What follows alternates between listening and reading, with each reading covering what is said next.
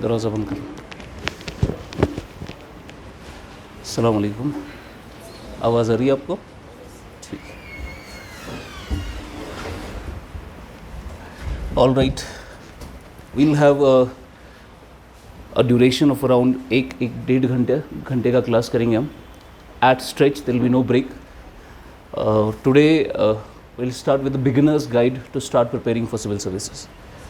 I am taking a stand that आप में से किसी को कुछ खास पता नहीं है इस एग्ज़ाम के बारे में, और मैं वहीं से शुरू करूँगा। That before you have to dwell into this preparation, आपको किन चीज़ों की ज़रूरत है। And mind you, it will be relevant for all those students जो even एक साल से प्रिपरेशन कर रहे हैं, बिकॉज आप अगर एक साल से भी प्रिपरेशन कर रहे हो तब भी आप में कुछ ऐसी चीज़ें होंगी जो आप सही से नहीं कर रहे हो। तो जो भी मैं लिस्ट लिखाऊंगा आपको और एक PDF शेयर करूंगा, वो आपको अच्छे से पढ़ना है। एक तो मैं उसका पूरा डिटेल में एनालिसिस क्लास में ही कराऊंगा, घर पे भी एक रीडिंग कर लेना आप उस PDF का, वो आपको भी ग्रुप में मिल जाएगा। ठीक है, आप सब ग्रुप में हैं जहाँ पे टाइमिंग आई थी? ठीक है, उसी में हम PDF डाल देंगे, वो देख लेना। नाउ सी, आमतौर पर ओरिएंटेशन में हम क्या करते हैं?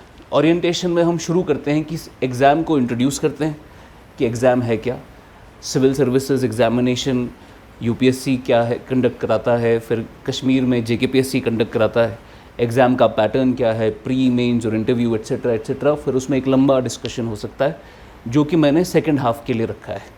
फर्स्ट हाफ में मैं आपको कुछ बिगिनर्स गाइड देना चाहता हूँ, that things you need to know before you dwell into the preparation, before you even start analysing the pattern of the exam. Before you do that, आपको क्या चीज़ें पता होनी चाहिए। और मैं जो आपको ये बता रहा हूँ, these are time tested strategies to qualify the exam. ऐसा एक एक पॉइंट बहुत ही डिटेल में स्पेसिफिकली क्राफ्ट करके बनाया गया है कि जो आपको इस एग्ज़ाम में ज़रूरत पड़ेगा। अब देखिए, एक इंटेलिजेंट इंसान कौन होता है?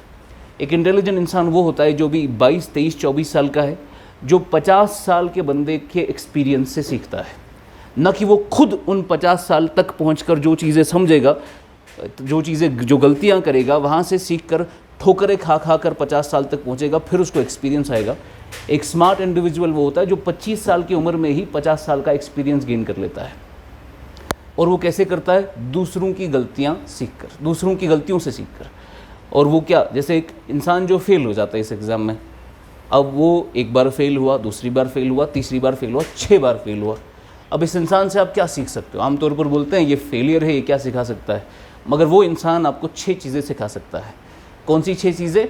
वो 6 चीज़ें जो उसने 6 बार की, जिसकी वजह से वो क्या हो गया? फेल हो गया। समझ आ रहा है आपको? एक सक्सेसफुल कैंडिडेट आपको एक चीज़ सिखा सकता है कि मैंने एग्ज़ाम देकर मैं क्वालिफाई हुआ, वो आपको एक चीज़ सिखा सकता है, मैंने क्या किया, मैं क्वालिफाई हुआ। जो फेल हुआ वो आपको 6 चीज़ें सिखा सकता है कि मैंने क्या किया कि मैं फेल हो गया। तो ये चीज़ें you have to learn from the mistakes of the other people, कि उन्होंने क्या गलतियाँ की और जो मुझे नहीं दोहरानी है। और इसमें जितना I been in this journey for almost a decade now, पिछले 6-7 साल से पढ़ाई रहे, इसमें एक चीज़ जो मुझे पता चला कि इस एग्ज़ाम का एक फॉर्मेट है, इस एग्ज़ाम को क्वालिफाई करने का एक तरीका है, इस एग्ज़ाम को क्वालिफाई करने का एक माइंड सेट है।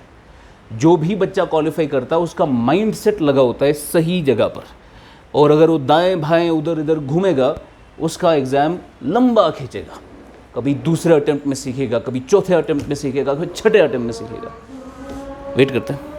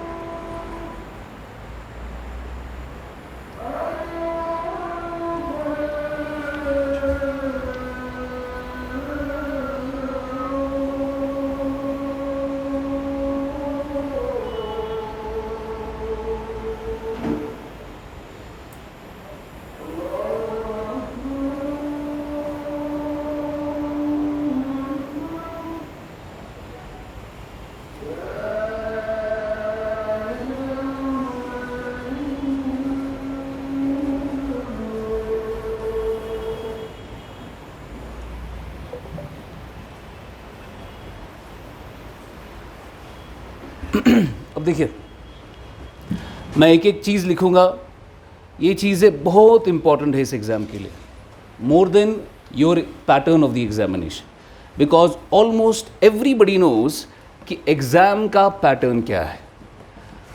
मैं मान ही नहीं सकता कि आप यहाँ आए हैं, कोई 1 घंटा ट्रैवल करके आया है, कोई 3 घंटा ट्रैवल करके आया है, उसने स्कॉलरशिप टेस्ट भी दिया, वो उसमें भी 2 घंटा बैठा, फिर और आया, कल और आएगा, परसों और आएगा। मैं मान ही नहीं सकता कि उसने इस एग्ज़ाम के बारे में जाना नहीं अभी तक। तो मान सकते हैं कि इंट्रिकेसीज आपको पता नहीं है, पर ब्रॉड आपको पता है कि एग्ज़ाम क्या है। जो आपको नहीं पता है वो दैट इज़ मोर इम्पॉर्टेंट, और वो है कि इस एग्ज़ाम में कुछ ऐसी बेसिक चीज़ें हैं जिसको हाथ में जिसको पकड़ कर रखना है। जैसे हम इस्लाम में कहते हैं कि इस्लाम में कौन सा ऐसा फ़िरका है जो नहीं भटका हुआ है, तो हदीस में है जो अल्लाह की रस्सी को पकड़ के है, जो रस्सी को पकड़ के वो ना उधर भटकेगा ना इधर भटकेगा, उसको वो रस्सी अपने साथ चलाएगी, और वो रस्सी क्या, कुरान और सही हदीस। वही है सिविल सर्विसेज में भी, आप भटक जाते हो फिर, बिकॉज इसमें इतना ज़्यादा पढ़ने को है कि इंसान भटक जाता है, उसको पता नहीं चलता कि रुकना कहाँ पर है, और उसमें वो रस्सी ज़रूरत है। मैं आपको आज ROI का एक कॉन्सेप्ट बताऊंगा, return on investment is the most important principle in civil services examination, most important, because इस एग्ज़ाम में इतना ज़्यादा सिलेबस है जहाँ पर इंसान फिर पढ़ते पढ़ते बोलता है कि कैसे याद रखे, ऐसा कुछ इतना कुछ याद रखने का कॉन्सेप्ट डेवलप कैसे करें हम, कि हिस्ट्री याद रखना है, उसमें भी एंशिएंट मिडीवल मॉडर्न, फिर जाके वर्ल्ड हिस्ट्री, फिर ज्योग्राफी जम्मू कश्मीर की, फिर इंडिया की, फिर दुनिया की, उसके बाद इकोनॉमी इंडिया की, जम्मू कश्मीर की, दुनिया की, उसके बाद एनवायरनमेंट, दुनिया भर में क्या क्या हो रहा है, उसके बाद साइंस एंड टेक्नोलॉजी, फिजिक्स में क्या हो रहा है, बायोलॉजी में क्या हो रहा है, टेक्नोलॉजी में क्या हो रहा है, स्पेस टेक्नोलॉजी में क्या हो रहा है, डिफेंस में क्या हो रहा है, एस्ट्रोफिजिक्स में क्या चल रहा है, ब्लैक होल नया नया आ रहा है, ग्रेविटेशनल वेव्स क्या होती है, नया नया कॉन्सेप्ट। कितना कुछ याद रखेगा इंसान, लेकिन इसमें वही है, आपको रस्सी पकड़नी है।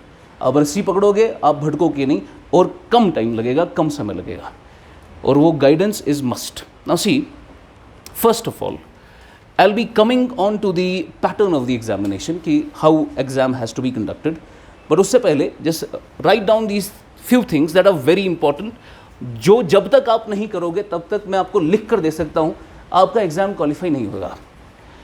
First thing is planning. आप किसी भी ऑफिसर से बात कर रहे हैं, उसको बताओ क्या आप एमलेसली चल रहे थे या आपके पास एक फुल फ्लेज्ड प्लान था। अब आप परसों से जैसे इधर ज्वाइन करोगे या नहीं भी करोगे, आप घर से पढ़ना चाहते हो, unless you don't have a plan कि मुझे कितने समय तक ये एग्ज़ाम के लिए पढ़ना है, कौन सा मेरा टारगेट है, प्लान के लिए ज़रूरी होता है। देखिए, आप सपोज़ सुबह शोपियां से निकले आप लगभग 10 बजे के करीब, आपका टारगेट था मुझे क्विंटेसेंस पहुंचना है 1 बजे से पहले, ये है टारगेट। अब आपने स्ट्रेटेजिकली प्लान करना है कि मैं अपने 1 बजे तक टारगेट पर कैसे पहुंचूंगी। समझ आ रहा है? Now this is how you have to make a plan, it has to be a strategic plan. Shortest route क्या है अपने टारगेट तक पहुंचने का, ना कि मैं लंबा 5-10 डिस्ट्रिक्ट क्रॉस करके पहुंचूंगा फिर इधर। शॉर्टेस्ट रूट क्या है, और उसके लिए you have to have a plan. और प्लान माइंड यू इंसान का अलग अलग हो सकता है, बिकॉज सलाहियत अलग अलग है, तो एक फुल फ्लेज हमारे पास टेम्पलेट नहीं है कि प्लान क्या होता है। हर एक इंसान का एक अपना सब्जेक्टिव तरीका होता है चीज़ों को लेने का।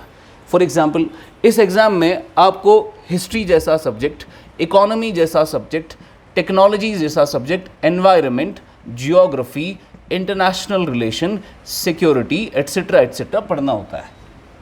ज़्यादा सतह पे ज़्यादा सवाल आते हैं, डेप्थ में उतना ज़्यादा नहीं पढ़ना, ऊपर से पता होना चाहिए कि सब्जेक्ट में मोटी मोटी चीज़ें क्या है। अगर आप कंपेयर करोगे हिस्ट्री को साइंस एंड टेक्नोलॉजी के साथ, ये पोलर अपोजिट सब्जेक्ट्स है, पोलर अपोजिट है। अभी लास्ट ईयर मैंने साइंस एंड टेक्नोलॉजी का बैच पढ़ा, और आज मैं साइंस एंड टेक्नोलॉजी का बैच पढ़ा रहा हूँ जो 16 से शुरू होगा। उसमें ड्रास्टिक डिफरेंस है कि मैंने उस वक्त क्या पढ़ा, मैं आज क्या पढ़ा रहा हूँ।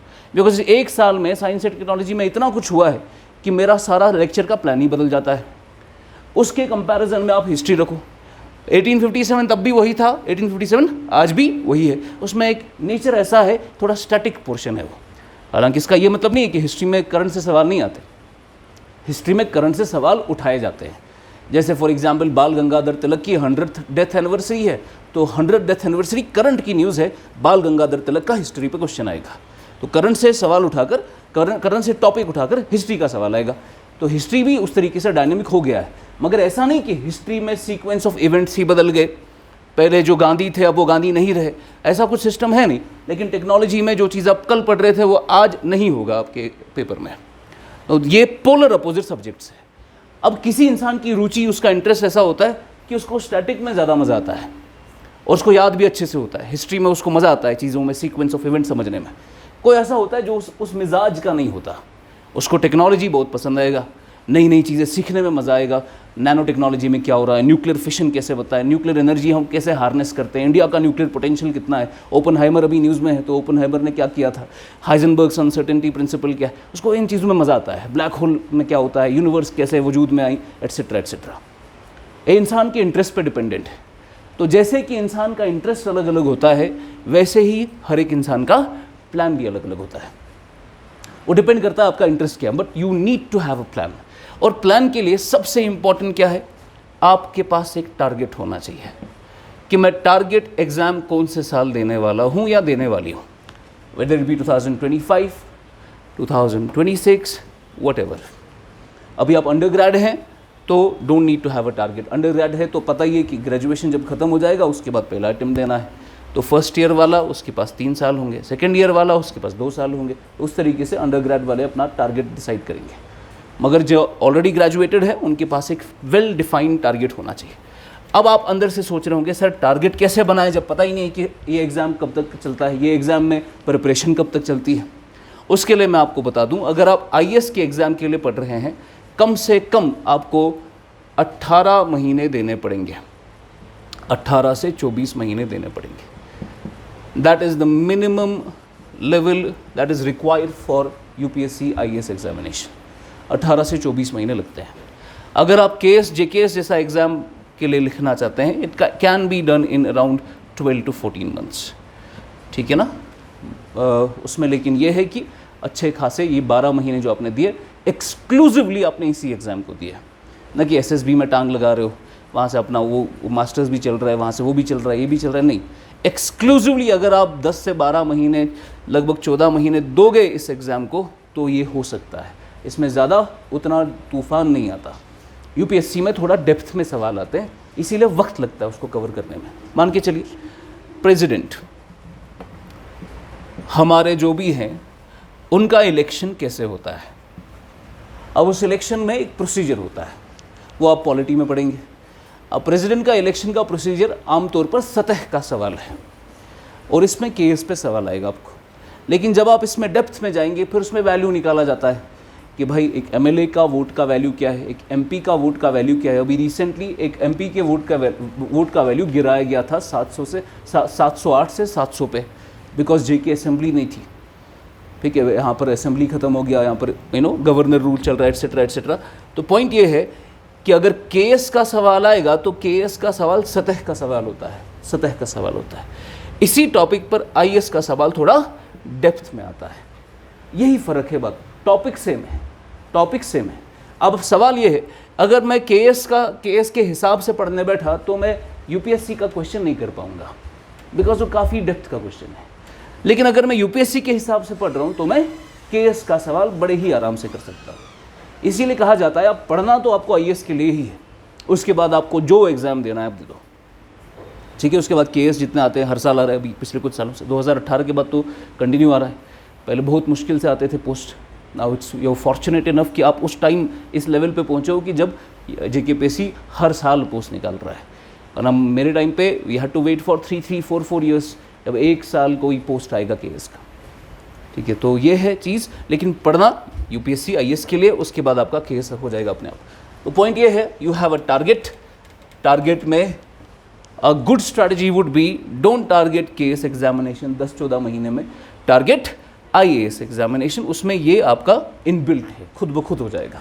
सीधी सी बात है, जो चीज़ आप 24 महीने पढ़ोगे और जो चीज़ आप 14 महीने पढ़ोगे, आप ज़्यादा कहाँ पढ़ोगे IAS में, तो KS आपका उसी के अंदर हो जाता है, समझा।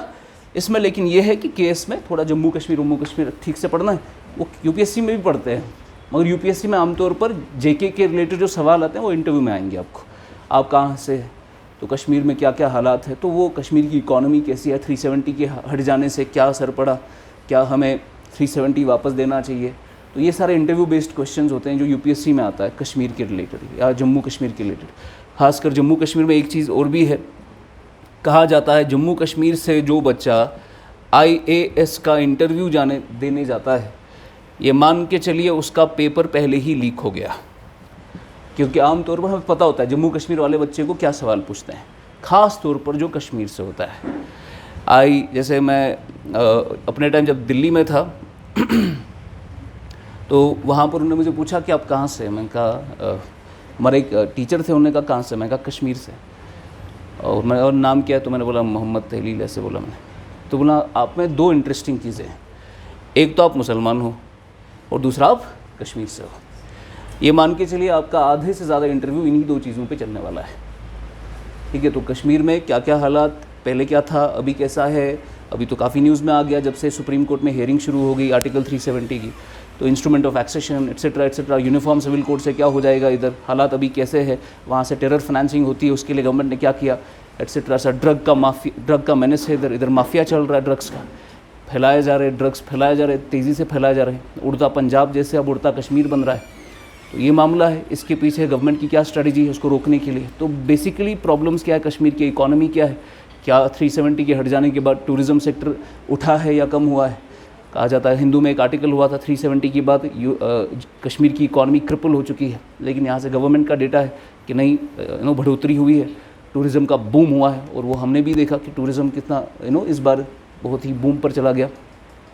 और क्या एक स्टेट को यूटी बनाने से मामले हल हो जाएंगे, क्या ऐसा कोई प्रेसिडेंस है इंडिया की हिस्ट्री में? आज तक किसी भी स्टेट को यूनियन टेरिटरी नहीं बनाया गया है, it's the first time that has happened, उस पर भी डिस्कशन होगा। तो बेसिकली कश्मीर में काफ़ी सारे क्वेश्चन हैं जो बनते हैं। फिर आप मुसलमान हैं, मुसलमान में ट्रिपल तलाक, यूनिफॉर्म सिविल कोड, पॉलीगमी, एक से ज़्यादा शादियाँ करना, शरिया लॉ, ठीक है, अफ़गानिस्तान, वहाँ से पाकिस्तान, तो कुछ भी ये चीज़ें आ जाती है। हर मुसलमान आमतौर पर टेररिस्ट रेडिकल क्यों बनता है, और अगर आप बोलेंगे इस्लाम रेडिकल नहीं बनाता, इस्लाम आपको एक्सट्रीमिस्ट नहीं बनाता, फिर वो पूछेंगे फिर हर टेररिस्ट फिर मुसलमान क्यों होता है। ये सवाल आते रहते हैं, ये बेसिकली आपको चेक करने के लिए, ऐसा नहीं कि वो आपके खिलाफ है कुछ, बट जनरली पता चल जाता है, इंटरेस्टिंग है चीज़ें। अब आप सिंपल सी बातें, जैसे आपको किसी बंदे से बात करनी है, वो अफ़गानिस्तान से है, आप उससे क्या पूछेंगे? वो अफ़गानिस्तान से है, आप उससे क्या पूछेंगे? या तो आप उसको पूछोगे नशे के बारे में, ओपीएम का प्रोडक्शन मैक्सिमम कहाँ से होता था?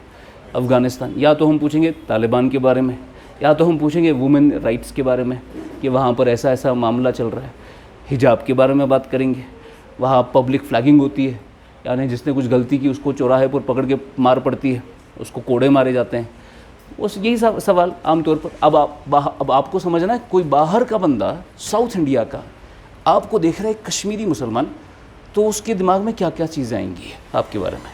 तो वही है, कश्मीर के रिलेटेड पढ़ना तो है आईएएस में इंटरव्यू के लिए और केएस में मेंस और इंटरव्यू के लिए, दोनों के लिए, और कश्मीर बहुत इंपॉर्टेंट बन जाता है।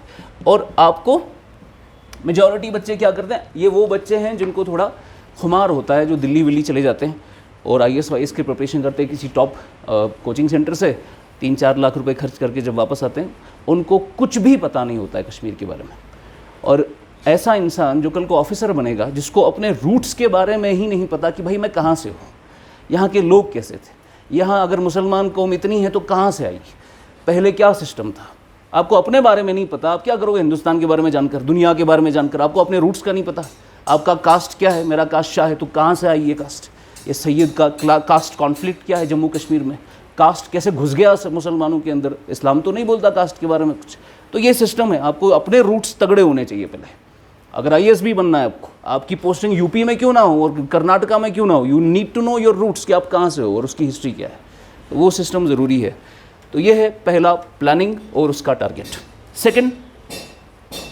सेकंड चीज़ जो आपको तैयार करनी है, जिसके लिए ज़रूरी है, वो है इसका मटेरियल। नाउ ये मैं क्यों डाल रहा हूँ सेकंड नंबर पे? मटेरियल इसलिए because when it was my time of preparation, आपको दिल्ली जाना पड़ता था मटेरियल लाने के लिए।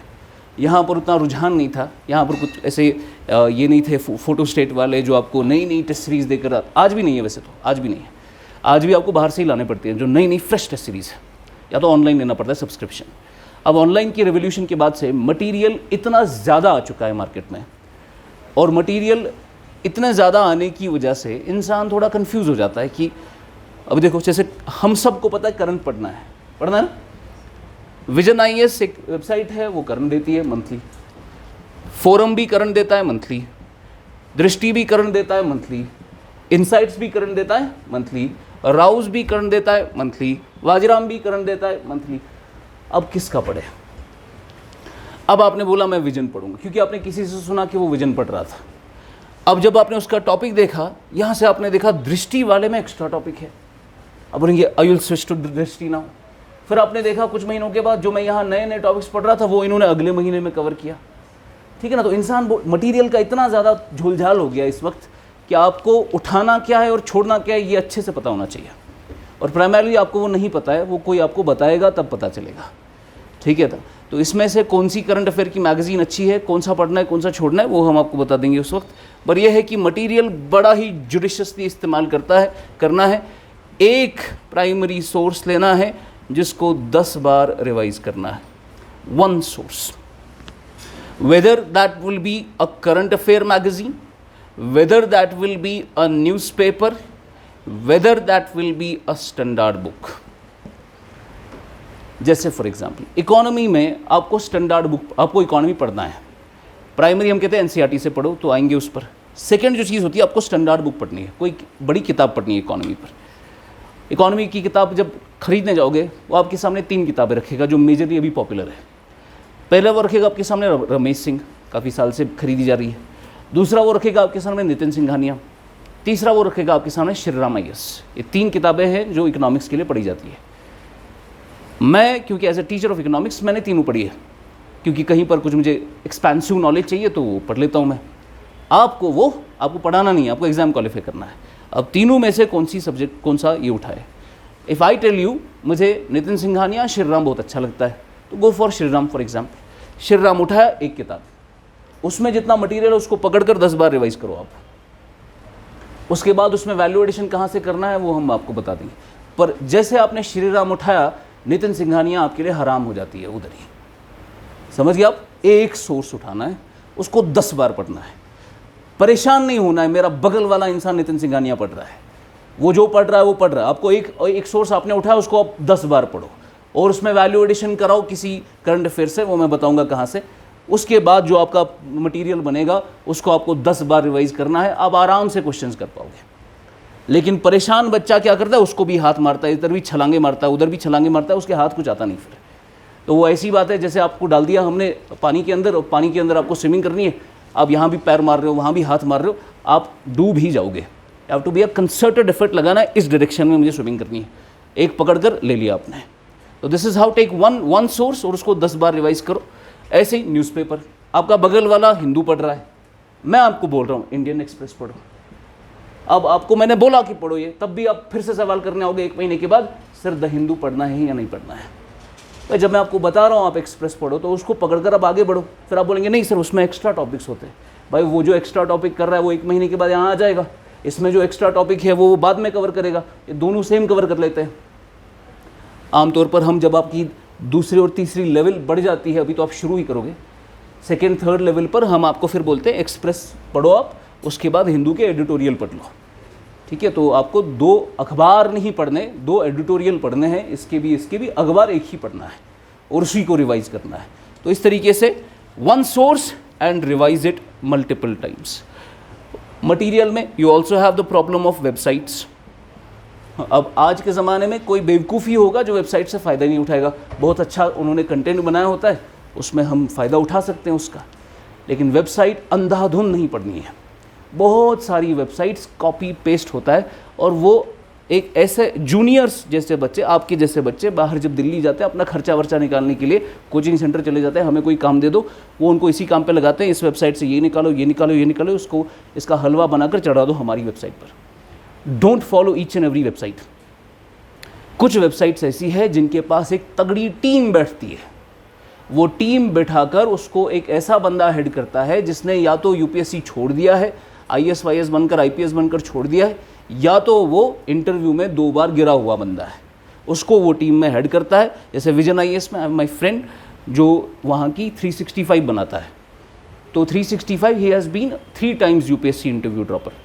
अब उसके अंदर रहकर वो अपना मटेरियल बनाते हैं और उसमें बार बार रीचेकिंग होती है। इसीलिए आप देखेंगे विजन आईएएस का मटेरियल काफ़ी देर से आता है, बिकॉज उसमें वो तगड़े तरीके से उसकी इवैल्यूएशन कराते हैं। तो वही है तरीका। वेबसाइट, हर एक वेबसाइट इंपॉर्टेंट नहीं है, आपको कुछ चुनिंदा वेबसाइट्स पढ़नी है जिसका हम आपको लिस्ट दे देंगे। प्राइमरी जैसे हम देखते हैं राउस की, we have good website, we have a good website by the name of forum IAS, we have a good website next IAS. Next IAS तो अभी पिछले 6-8 महीनों में बहुत तगड़ा कंटेंट बना रहा है, बहुत तगड़ा कंटेंट बना रहा है। दृष्टि बहुत पॉपुलर है पर कंटेंट अच्छा नहीं है, खासकर मेंस आंसर राइटिंग बिल्कुल अच्छी नहीं है उनकी। मेंस के जो उनने मॉडल आंसर्स बनाए, it's not going to help you any more. हम खुद से यहाँ मॉडल बनाते हैं, मैं आपको दृष्टि का मॉडल और अपना मॉडल दिखा दूंगा, आपको ड्रास्टिक फ़र्क मिलेगी हमारे मॉडल और दृष्टि के मॉडल में, लेकिन इनका बहुत तगड़ा कंटेंट होता है। तो इनमें से एक वेबसाइट, सारी नहीं, एक वेबसाइट उठाकर उसी को बार बार पढ़ना है। फिर क्या पढ़ना है वो भी आएंगे। प्राइमरी मेरा मकसद ये बोलने का है, एक सोर्स उठाना है, मटेरियल जहाँ से भी आएगा वहाँ से, परेशान नहीं होना है, उसको भी हाथ लगाया इसको भी हाथ लगाया, सब कुछ रिलेवेंट नहीं होता है जो आपको मिलता है। उसके बाद नंबर 3, स्टार्ट विद बेसिक्स। देखो ये जो चीज़ें मैं बता रहा हूँ, आप में से 10% लोग ही योग फॉलो करेंगे, बिकॉज मैंने अब देख लिया है, बच्चे को कितनी बार भी बोलो ना, वो टेढ़ी दुम है, जब तक वो धक्के नहीं खाएगा ना तब तक वो मानेगा नहीं। इसलिए मैं आपको बता रहा हूँ, just follow what I am saying, इसको आप जुडिशियसली फॉलो, यही वो रस्सी है जो आपको बचाएगी। आप फंसोगे उधर इधर, बहुत समय लगेगा फिर आपको। Now we have start with basics. Now everybody knows we have to start with basics, but you will not do that. आप क्या करेंगे, फॉर एग्जाम्पल आपने कोई सब्जेक्ट उठाया, लेट्स टॉक अबाउट इकोनॉमी, एक सब्जेक्ट उठाया आपने, आपका इकोनॉमी का बैकग्राउंड नहीं है, आपको नहीं पता इकोनॉमी क्या है। दूसरा हो गया जिसने मास्टर्स किया, वो ठीक ठाक कर लेगा हैंडल, पर you don't have a background in economy, so how do we study that? I told you start with the basics. अब जब बेसिक्स में बोलेंगे सर बेसिक्स के लिए क्या पढ़े, मैं आपको बोलूँगा जाके एनसीईआरटी क्लास 12 मैक्रो इकोनॉमी पढ़ो, क्लास 12 मैक्रो इकोनॉमी पढ़ लो। जब आप क्लास 12 की मैक्रो इकोनॉमी पहली बार खोलते हैं ना, आपको वो किताब भी समझ नहीं आती। पहले एनसीईआरटी की बात कर रहा हूँ मैं, यू नॉट अंडरस्टैंड ये क्या बोलने की कोशिश कर रहा है। एनसीईआरटी बहुत बहुत अच्छी किताब है, बहुत ब्यूटीफुल बुक्स है, बहुत ही तगड़े लोगों ने बैठकर 5-10 लोगों का टीम बैठता है, इंडिया के टॉप यूनिवर्सिटीज़ की टीम बैठती है, फिर जाके वो एनसीईआरटी बनाते हैं। एनसीईआरटी के छोटे से पैराग्राफ में आप 10 ऐसे लिख सकते हो, इतना उन्होंने उस पर लिखा होता है, छोटे से क्रिस्प लैंग्वेज में, बहुत अच्छी किताब। मगर एनसीईआरटी को समझने का जहन होना चाहिए, एनसीईआरटी की लैंग्वेज को, एनसीईआरटी के तरीके को समझने का, उसको परखने का, उसको वैल्यू करने का आपके पास जहन होना चाहिए। सो आमतौर पर मैं क्या कहता हूँ बच्चे को, don't go for NCERTs straight away. आप क्या कीजिए, you listen to the lecture first. आपको लेक्चर पूरा जब समझ आएगा, मैंने नेशनल इनकम अकाउंटिंग पूरा बता दिया आपको, नेशनल इनकम क्या है, जीडीपी, एनडीपी, जीएनपी, एनएनपी क्या है, कैसे निकालते हैं, उससे क्या फ़र्क पड़ेगा, तो मैंने एक कॉन्सेप्ट समझा दिया आपको। उसके बाद जब आप रीडिंग करने बैठते हो, आपको सारी चीज़ें समझ आती है। आप खामखा में डिमोरलाइज नहीं होते कि भाई मुझे 11th की किताब, 12th की किताब समझ नहीं आ रही। वो इसलिए समझ नहीं आ रही बिकॉज ये आपका सब्जेक्ट नहीं है। You have to follow the lectures first. आप अच्छे से लेक्चर सुनो, उसके बाद आपको वो किताबें आराम से समझ आ जाती है।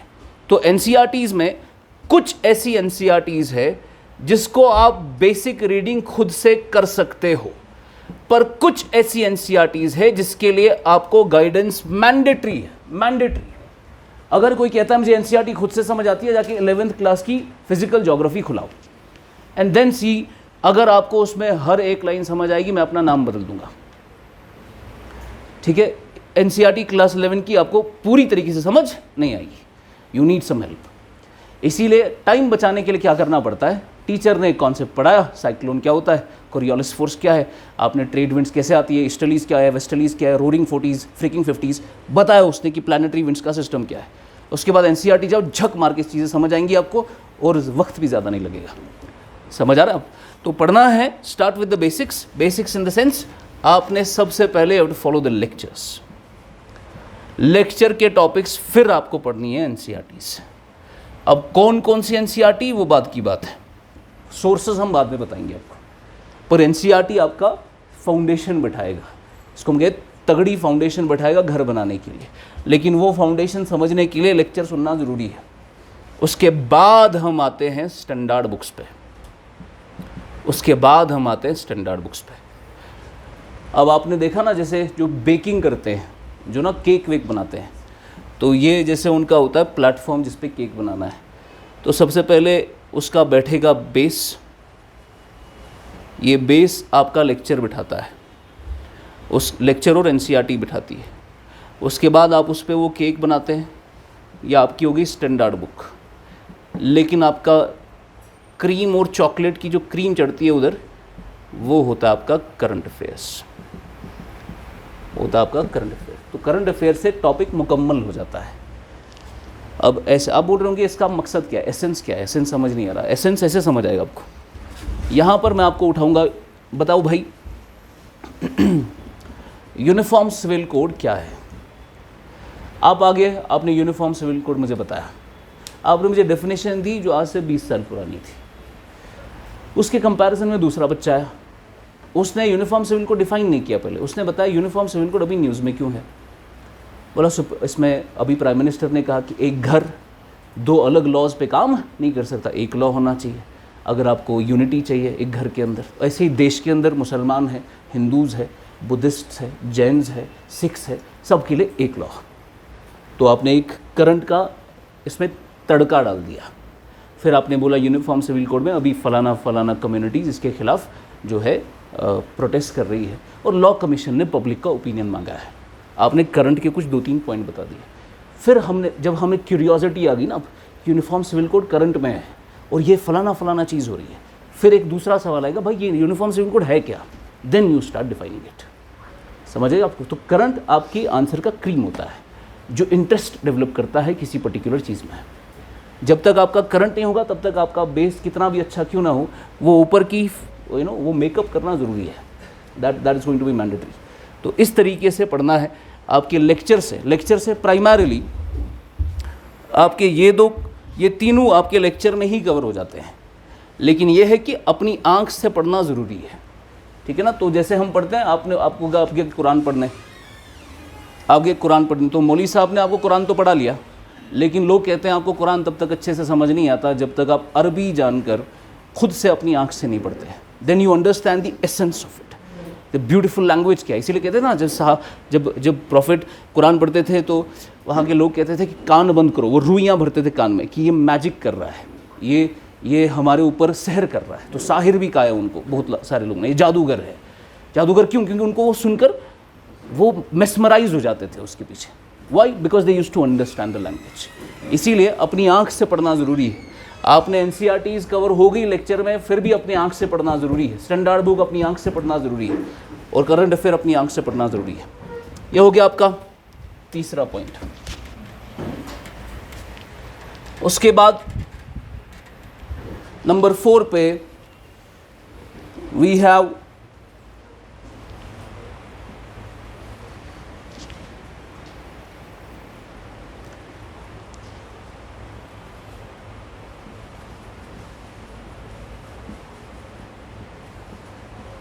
develop answer writing skills.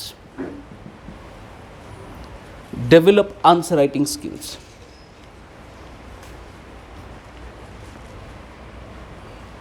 ये मैं आपको बोल रहा हूँ, जिनका भी 0 लेवल है उनको बता रहा हूँ मैं ये। आपके दिमाग में ऐसा होगा कि भाई आंसर लिखना मेंस में है, पहले प्री क्वालिफाई करेंगे फिर देखेंगे। कुछ लोगों का होता है मेंस की आंसर राइटिंग का क्या करेंगे जब तक प्री क्वालिफाई नहीं होगा। मैं उसको उल्टा कहता हूँ, मैं क्या प्री का क्या करोगे जब तक मेंस क्वालिफाई नहीं होगा। तुम्हें प्री क्वालिफाई करना है या एग्ज़ाम क्वालिफाई करना है? मैं एग्ज़ाम क्वालिफाई करना है। ये स्किल जब तक नहीं होगा एग्ज़ाम क्वालिफाई नहीं होगा।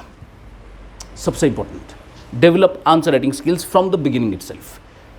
अब बिगिनिंग से आंसर राइटिंग स्किल्स कैसे डेवलप करनी है? आंसर राइटिंग करने का एक पूरा तरीका होता है, there is a methodology, there is a science of answer writing. Method है, इसका एक साइंस है। लेकिन आंसर राइटिंग के लिए, उस मेथड को अप्लाई करने के लिए, the first thing that you require is content. The first thing you require is content. जब तक पता ही नहीं कि लिखना क्या है, तब तक आप कैसे डेवलप करोगे कि लिखना कैसे है? For example, RCEP, regional comprehensive economic partnership, एक ऐसा आइडिया है जिसमें इंडिया ने ज्वाइन नहीं किया। अब ये क्यों नहीं इंडिया ने ज्वाइन किया? बिकॉज इसमें चाइना का दबदबा है, और अगर इंडिया RCEP ज्वाइन करेगा तो इंडिया का, कहा जाता है, ऑलरेडी जो डेफिसिट है चाइना के साथ वो बढ़ जाएगा, और इंडिया में सस्ते चाइनीज़ गुड्स इंडिया के अंदर आने लगेंगे, और न्यूजीलैंड से डेयरी प्रोडक्ट्स भी आएंगे और ऑस्ट्रेलिया से मीट प्रोडक्ट्स भी आएंगे, तो हमारा नुकसान होगा उसकी वजह से। इसीलिए इंडिया ने RCEP ज्वाइन नहीं किया। अब ये टॉपिक है आपका, आपने पढ़ लिया टॉपिक के बारे में, उसके बाद आप इसके बारे में कुछ लिख पाओगे। अब क्वेश्चन आ गया RCEP and you don't know what RCEP is, आपके पास कंटेंट नहीं है। जब तक कंटेंट नहीं है तब तक लिख नहीं पाएगा इंसान, तो कंटेंट डेवलप करना ज़रूरी है। अब यहाँ पर there is a very important point to be noted कि कंटेंट, सर हमने पढ़ा तो है बट याद नहीं रहता है लिखने के टाइम, है कि नहीं? ऑलमोस्ट हर एक बच्चे का यही प्रॉब्लम है कि हमारे पास, हमने NCERT पढ़ी, हमने आपने जो किताब बोला वो भी पढ़ी, but we don't remember such things. Problem है मेमोराइजेशन का। जब तक मेमोराइजेशन नहीं होगा तब तक आंसर नहीं लिखा जा सकता है। मैं आपको ये अभी, हमने आज ही सुबह बच्चों को ये शेयर किया। सी, ये हमने एक I2U2 एक अभी न्यूज़ में है, जिसमें आपका US और UAE है, और इंडिया और इजराइल है। ये 4 कंट्रीज़ का आपस में एक पार्टनरशिप बना है। तो हमने उसका I2U2 पे एक क्वेश्चन बनाया था, और उसका हमने बच्चों को मॉडल आंसर दिया कि इस तरीके से आंसर लिखते हैं, ये इंट्रोडक्शन हो गया, ये बॉडी हो गया, ये कंक्लूजन लिखना है, एट्सेट्रा एट्सेट्रा। अब I2U2 पे क्वेश्चन है, आपका कंटेंट तैयार होना चाहिए। तो I2U2 पे इतना सारा कंटेंट है, प्रॉब्लम है उसका मेमोराइजेशन, लिखने के टाइम याद कैसे होता है। नाउ सी, मेमोराइजेशन की एक फॉर्मूला बताता हूँ मैं आपको, which has worked for me. Memorisation कैसे होता है, पे अटेंशन। आपको मैं बताऊंगा, आप ऑन एन एवरेज 25 साल के हो, और मैं आपको बताऊंगा आपकी ओल्डेस्ट मेमोरी कौन से साल की है। तो आप में से बताया मुझे किसी ने, सर 15 साल के जब थे तब मेरी ओल्डेस्ट मेमोरी है कि कुछ ऐसा हुआ था। मैंने फिर आपको कहा कि 15 साल से लेकर 25 साल तक जो भी तुम्हारी ज़िंदगी में हुआ है, जो भी बातें तुमने कभी सुनी और जो भी बातें तुमने कभी की, वो सारी बातें मुझे बताओ, जो जो तुम्हें याद आएगा। कितना वक्त लगेगा 10 साल की चीज़ें बताने में, बताओ, बिना छोड़े, कुछ भी नहीं छोड़ना है। कितना समय लगेगा? 10 साल की पूरी सीक्वेंस ऑफ इवेंट्स बताने में कितना समय लगेगा, कुछ भी छोड़े बगैर, चाहे अच्छी बात है या बुरी बात है। हाँ, 10 साल। Give me a number. 2 हफ्ते, 1 महीना, 2 महीना, कितना? सुबह से लेकर शाम तक कंटिन्यूसली बोलना है, कितना समय लगेगा? 1 साल। 1 साल लगेगा? चलो 1 साल नहीं, 6 महीने लगेंगे। 6 महीने लगेंगे, ठीक है। अब आपने क्या बोला है? आप ये बता रहे हो कि सर मैं 6 महीने कंटिन्यू बोल सकता हूं अपनी मेमोरी से, 6 महीने कंटिन्यू बोल सकता हूं। 10 साल में क्या क्या हुआ है? यानी प्रॉब्लम मेमोराइजेशन का नहीं है। मेमोराइजेशन अच्छी है। आप जो इंसान 6 महीने कंटिन्यू बोल सकता है बिना किसी चीज़ को छोड़े हुए, उसमें कितना मेमोराइजेशन होगा? फिर प्रॉब्लम नहीं है कि आपको याद नहीं होता है। अब आपको ये 10 साल की चीज़ें याद कैसे है कि आप 6 महीने कंटिन्यू बोलते हो? Because you have lived through it. आपने जिया है इसको, आपने जिया, आपने होते हुए देखा है इसको, आपने फील किया है कि क्या मसला है, तब जाके आपको याद रहा होगा। जब तक आपको सब्जेक्ट आप जियोगे नहीं, तब तक वो सब्जेक्ट याद नहीं रहता है। सिंपल फॉर्मूला ये, you have to live through the subject. अब how do you live through a subject? Let me tell you about myself. जैसे इकोनॉमी है, पहली बार इकोनॉमी पढ़ा और आज मैं इकोनॉमी पढ़ा रहा हूँ। आप मुझे शुरू से लेकर आखिर तक इकोनॉमी का कुछ भी पूछो, मैं कम से कम उस पर आधा घंटा बात करूँगा। कम से कम आधा घंटा बात करूँगा मैं उस पर। हाउ? बिकॉज मैंने इकोनॉमी को जिया है, मैंने इसको होते हुए देखा है, मैंने इसको इस तरीके से पढ़ा है जैसे मैं खुद उसमें पार्टिसिपेटरी तरीके से ऑब्जर्व किया है मैंने चीज़ों को, तब जाके मेरे दिमाग के अंदर वो ऐसी छिप गई है। मैं आपको शुरू से लेकर आखिर तक पूरा सीक्वेंस बताऊंगा इकोनॉमी कैसे पढ़ना है। तो ये चीज़ें कैसे याद होती है? जब इंसान यू लिव थ्रू इट, जब आप सब्जेक्ट को ऐसे समझते हो जैसे आप उसको जी रहे हो। जैसे फॉर एग्जाम्पल, आप में से कितने बच्चे हैं जिनको मैथमेटिक्स अच्छा नहीं लगता, जिनका मैथ्स अच्छा नहीं है, ऐसा बताओ। अच्छा, कितने हैं जिनका मैथ्स अच्छा है?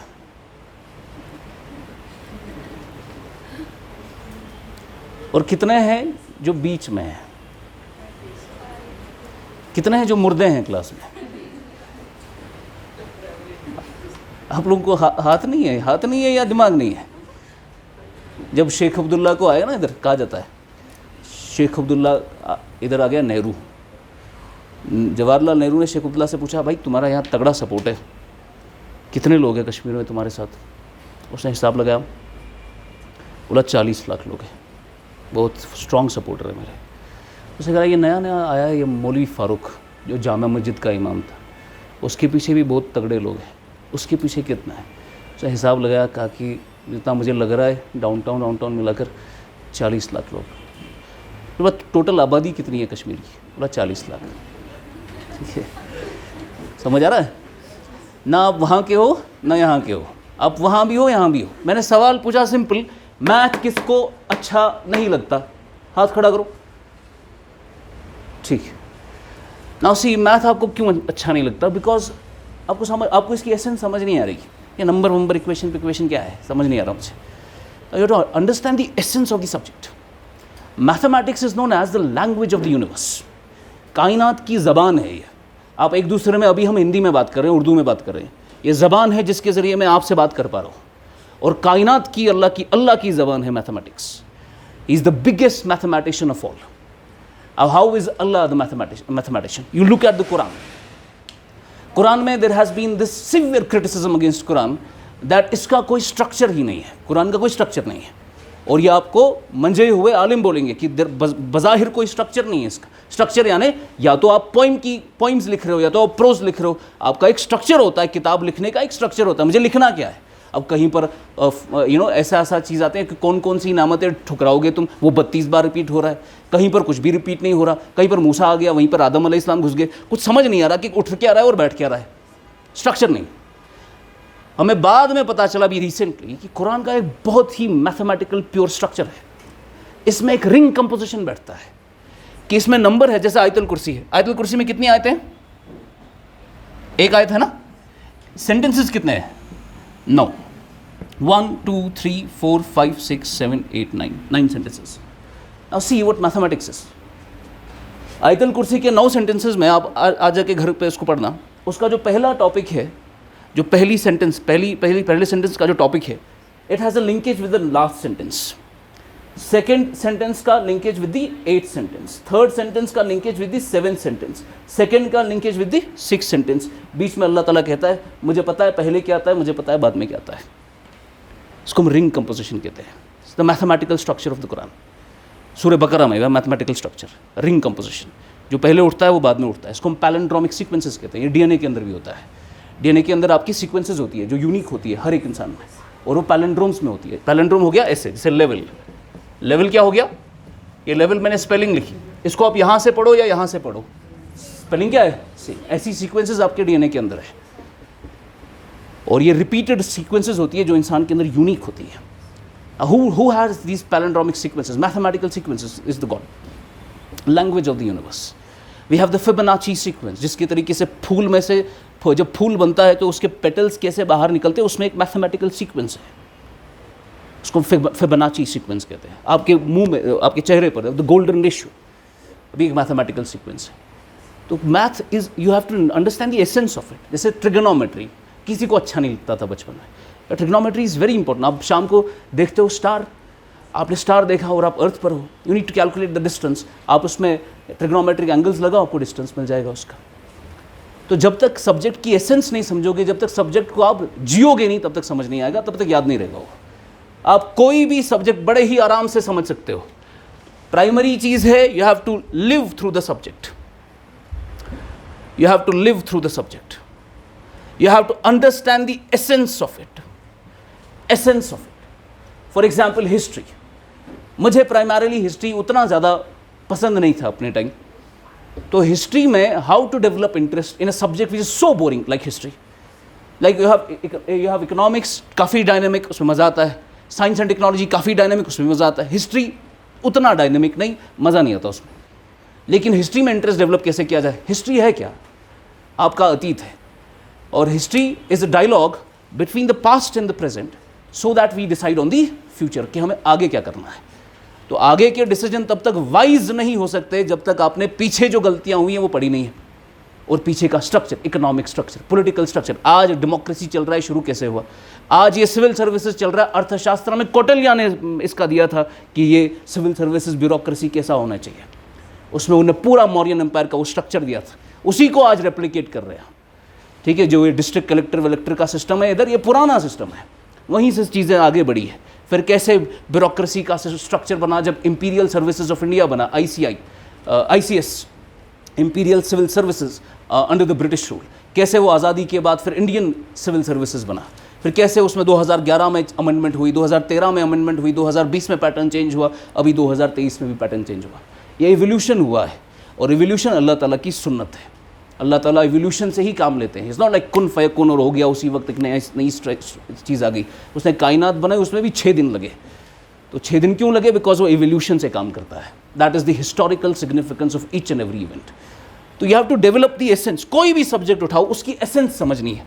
जब आपको एसेंस समझ आएगी कि भाई सब्जेक्ट का एसेंस क्या है, आपको वो सब्जेक्ट याद होना शुरू हो जाएगा। जब आपको वो याद होना शुरू हो जाएगा, आपको कंटेंट याद होगा। जब कंटेंट याद होगा तो आप आंसर राइटिंग कर पाओगे। समझा? इसी क्रम में जाना है। जब तक सब्जेक्ट का एसेंस नहीं होगा, आप उस सब्जेक्ट की आंसर राइटिंग कर ही नहीं सकते हो। अगर आपको एक प्योर अच्छा ऑफिसर बनना है, you need to understand the essence of the subject. Technology की एसेंस क्या है? अभी परसों से हम टेक्नोलॉजी शुरू करेंगे, मैं आपको शुरू में एसेंस बताऊंगा उसकी, हर एक लेवल की। तो ये है एसेंस से मेमोराइजेशन आता है, मेमोराइजेशन से कंटेंट डेवलप होता है, कंटेंट से आंसर राइटिंग बनती है। तो that is how I was telling you to develop answer writing skills. और जब भी आपको कोई सब्जेक्ट में एलियनेशन हो जाता है, कभी इंसान को अच्छा नहीं लगता हो, तो उसमें एसेंस ढूंढना ज़रूरी है। Next, it is very important to understand the ROI। ये बहुत इंपॉर्टेंट है। आंसर राइटिंग के बाद second most important ROI, return on investment. Return on investment, return on investment. देखिए, यू हैव पॉलिटी, नाम सुना है पॉलिटी? पॉलिटी में क्या पढ़ते हैं हम? कॉन्स्टिट्यूशन। जिसने नहीं सुना घबराना नहीं, मैं अभी बताऊंगा ये क्या है। एक सब्जेक्ट है पॉलिटी, 18-20% के करीब क्वेश्चंस आते हैं प्रीलिम्स में, और GS2 में आता है, मेंस में अच्छे खासे क्वेश्चंस आते हैं। तो इंपॉर्टेंट सब्जेक्ट है, मान के चलिए कुछ बड़े पिलर में ये भी एक पिलर है। इसमें हम संविधान पढ़ते हैं, इंडिया की कॉन्स्टिट्यूशन पढ़ते हैं, उसके आर्टिकल, पहला आर्टिकल, दूसरा आर्टिकल, तीसरा आर्टिकल, चौथा, पांचवा, fundamental right, DPSP, fundamental duty, supreme Court of India, judiciary India का, एग्जीक्यूटिव कैसा है, पार्लियामेंट कैसा है, लोकसभा क्या है, राज्यसभा क्या है, ये सिस्टम हम पूरा पढ़ते हैं, हिंदुस्तान में क्या सिस्टम है। इसी कॉन्स्टिट्यूशन में एक आर्टिकल था 370। तो ये है कॉन्स्टिट्यूशन ऑफ इंडिया।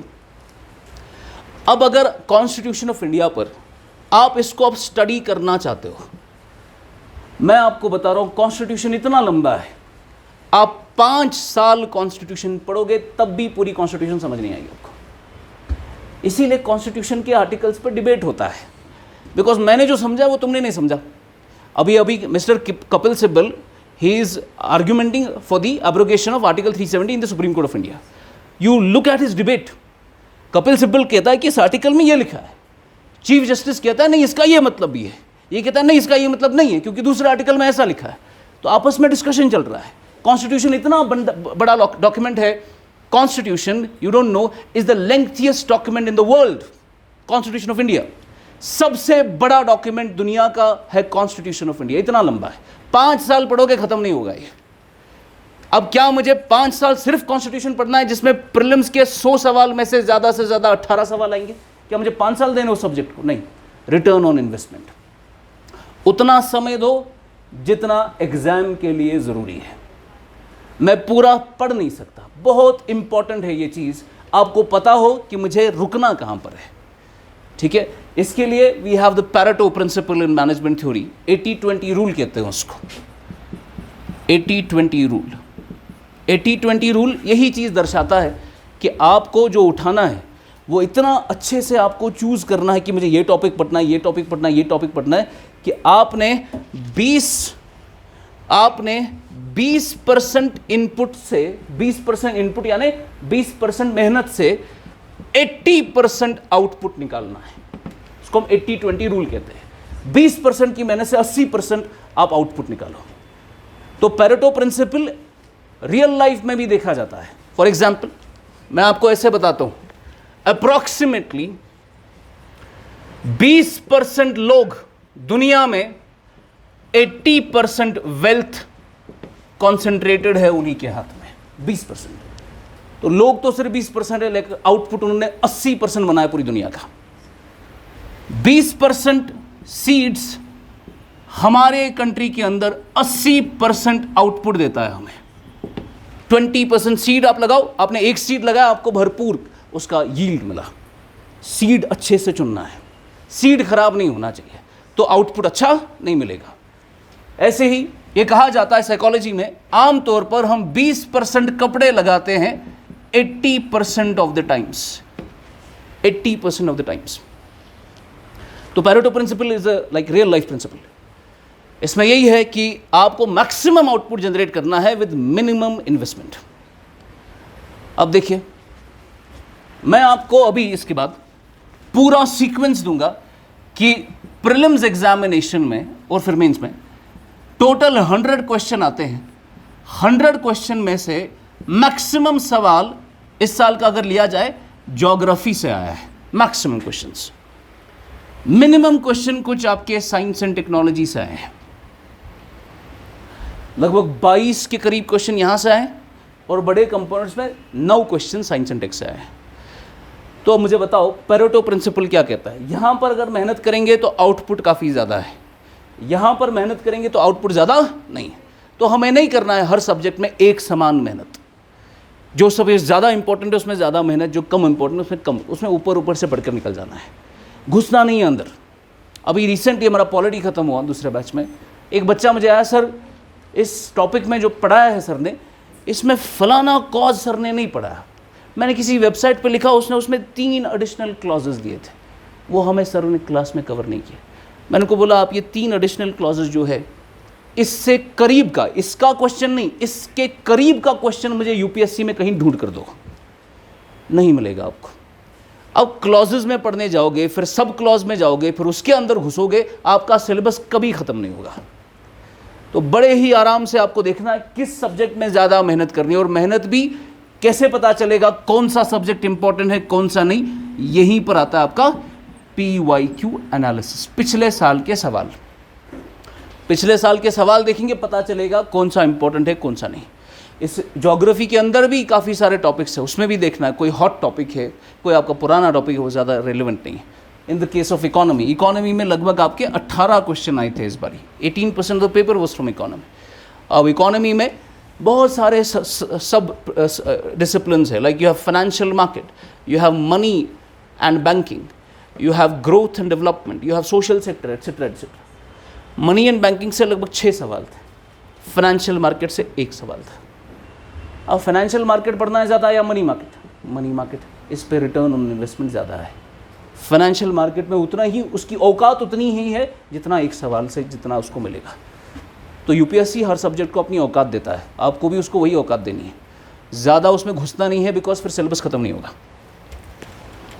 तो ये हो गया आपका return on investment. This was the last, second last suggestion for you. तो इसका बेसिक मतलब ये है कि you have to invest your time judiciously, invest your time judiciously, create maximum output, maximum output. Last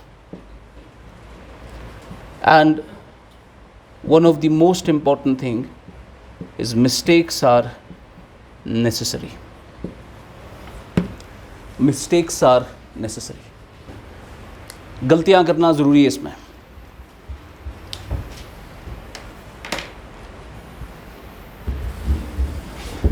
गलतियों से इंसान सीखता है, सबको पता है.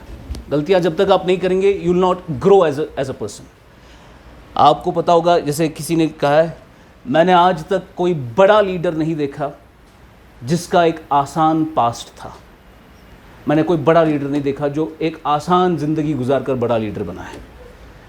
तो जब तक आपने स्ट्रगल नहीं किया, जब तक आपने मिस्टेक्स नहीं किया, आप गिरे नहीं फिर उठे, फिर गिरे नहीं फिर उठे, आप तब तक नहीं सीखोगे. मिस्टेक्स आर वेरी इंपॉर्टेंट है. और इसमें मिस्टेक्स अपनी और आपके बगल वाले की और आपके टीचर की और आपके मेंटर की, उन्होंने जो गलतियां की उन्होंने क्या सीखा. You should have that attitude. इसमें ऐसा एटीट्यूड हो कि मुझे कम से कम गलतियां करनी है और मुझे दूसरों की गलतियों से सीखना है. गलतियां होंगी इसमें. आज तक कोई ऐसा बच्चा मैंने नहीं पढ़ा, मैंने 10,000 से ज़्यादा बच्चे पढ़ाए होंगे अभी तक.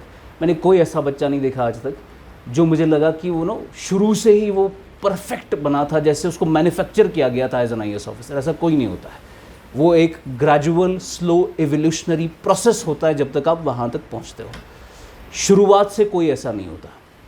तो अगर आपने डिसाइड किया हुआ है that you want to become a civil servant, so it's high time to behave as such. उसके जैसे सोचना शुरू करो, उसके जैसे रहना शुरू करो. कोई सिविल सर्वेंट सुबह 10 बजे नींद से नहीं उठता. कोई सिविल सर्वेंट ऐसा नहीं होता कि उसने जो बात बोली उस पर वो टिका नहीं. सिविल सर्वेंट है, जो बोला है वो करेगा, टारगेट बनाया है वो करेगा. उसमें अगर गलती हुई उससे सीख कर फिर से बेहतर होगा. सिविल सर्वेंट्स ऐसे ही होते हैं. आप किसी सिविल सर्वेंट से बात करो, अच्छे सिविल सर्वेंट से, आपको दिखेगा लगभग वो सारे लोग एक जैसे हैं.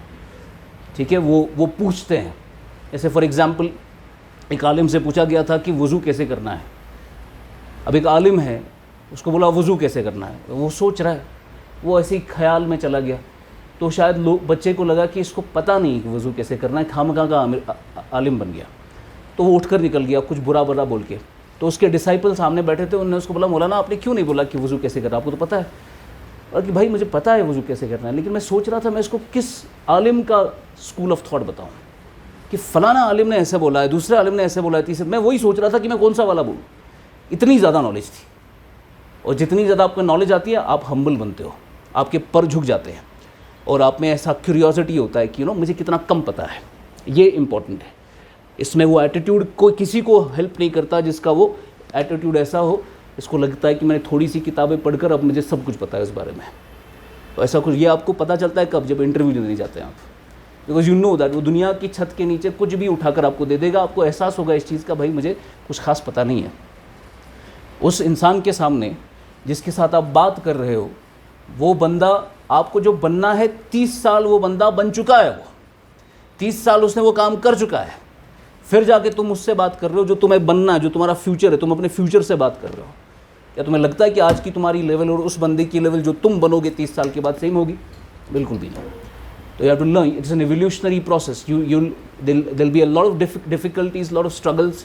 छुट्टियाँ कभी हमें नहीं देते, पूरे महीने भर आना पड़ता है, कोई छुट्टी नहीं मिलेगी.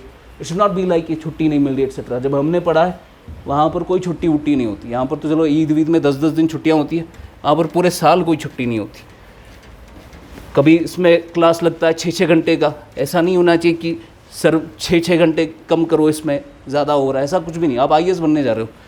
इंडिया में सबसे टफेस्ट एग्ज़ाम नहीं है और ये खाली पीली नहीं बनेगा. ऐसा बहुत तगड़ी प्रिपरेशन करनी है और उसके लिए सैक्रिफाइसेस देने पड़ेंगे आपको. छुट्टियाँ बंद, सोशल मीडिया बंद, दोस्ती वोस्ती बंद, ये सारे डिस्ट्रैक्शंस हैं. खास कर अपना फ़ोन. मैं तो बोलता हूँ फीचर फ़ोन ले आओ, बटन वाला फ़ोन, बटन फ़ोन ले आओ और घर पे एक डेस्कटॉप लाओ. हाथ में जब एक्सेस रहता है इसका, फिर बहुत मुश्किल हो जाता है इसको कंट्रोल करना. तो इसमें क्या है, एक डेस्कटॉप सबके सामने या एक जॉइंट रूम में एक डेस्कटॉप हो जहाँ पर आप सिर्फ पढ़ाई कर रहे हो. और बाकी फ़ोन वोन के लिए एक फ़ीचर फ़ोन होना चाहिए, वो नोकिया का शत वाला, वो अच्छा है. ये काम करना है 2-3 साल. 2-3 साल के बाद इंशाल्लाह ऐसा चमकाएगा आपको. और ये टाइम होता है ऐसा जिसमें आपको मिट्टी में थोड़ा वक्त देना पड़ता है. मिट्टी में इन द सेंस, सीड जब मिट्टी में जाता है फिर ही तो उभर कर आता है ना. वो वक्त देना है उधर. ऐसा वक्त है जिसमें आपको कोई जानता नहीं है, जिसमें आपकी बात की कोई वैल्यू नहीं है. आप घर पे कुछ बात करते हो, कोई सुनने वाला है नहीं, और आपको कभी लगता है मेरे साथ डिस्क्रिमिनेशन हो रहा है, मेरा बड़ा भाई उसका ज़्यादा चल रहा है, और ये है बिकॉज आपकी लेवल नहीं है अभी। अपने आप को जब उठाएंगे आप, उसके बाद people when you talk people will listen. त्रामी पर बैठे हैं, कोई लोग बात कर रहा है, कुछ आप भी बात करो, कर सब, लेकिन will be a time when you'll talk and people will listen. मगर वो तब आएगा जब आपने across the Horizons, across the board her subject की नॉलेज गेन की होगी, एसेंस के साथ समझ कर। Now this is a basic pep talk regarding UPSC. अब हम आते हैं एग्जाम पर।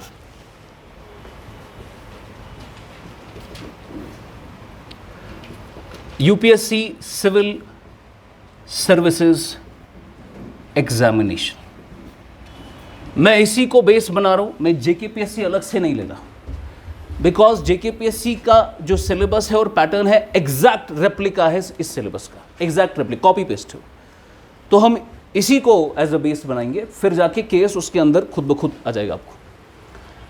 अब यूपीएससी क्या है, पहले यूनियन पब्लिक सर्विस कमीशन। आप लोग आमतौर पर आपको पता होगा, लोग हम आईएएस नहीं बोलते, हम यूपीएससी बोलते हैं।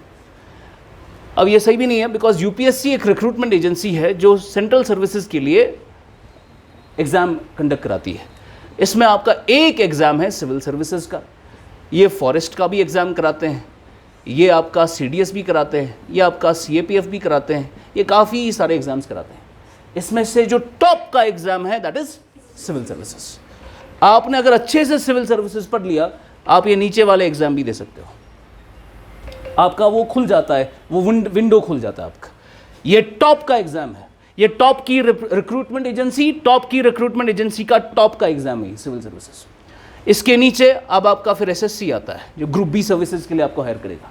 एसएससी में आपका सबसे पॉपुलर एग्जाम कौन सा है, कंबाइंड ग्रेजुएट लेवल सीजीएल, उसके बाद सीएचएसएल, उसमें भी काफ़ी सारे एग्जाम्स हैं। सिलेबस वही है जो यूपीएससी का है, इनफैक्ट कम है सिलेबस, काफ़ी कम है। इसमें आपका एक पेपर होता है सीसैट, जिसमें मैथ्स, रीजनिंग और इंग्लिश पढ़ना पड़ता है, इसी का बेसिकली एसएससी में एग्जाम होता है। एसएससी के नीचे आप अब स्टेट की लेवल पर पहुंच गए जेकेपीएससी। जेकेपीएससी का टॉप का एग्जाम सिविल सर्विसेज एग्जामिनेशन, जिसमें जेकेएस ऑफिसर्स बाहर आते हैं। सिलेबस वही है जो इसका है। उसके नीचे एसएसबी का एग्जाम, एसएसबी में वीएलडब्ल्यू जैसे अभी आया था, विलेज लेवल वर्कर, सिलेबस वही है एग्जैक्टली जो आईएएस का है।